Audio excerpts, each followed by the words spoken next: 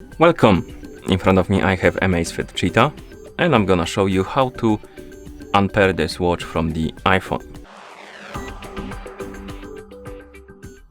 First thing we need to do is to open the Zepp application on the iPhone that is paired with our watch. So let's tap on the icon to open the application. In the app you should see the home page. Now tap on the device icon to open the device page.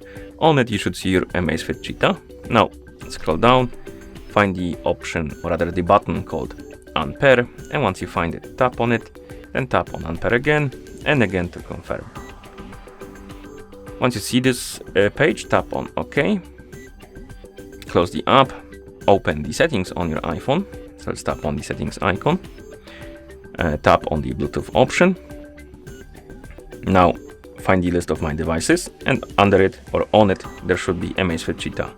Tap on the info icon next to it and tap on forget this device and forget device.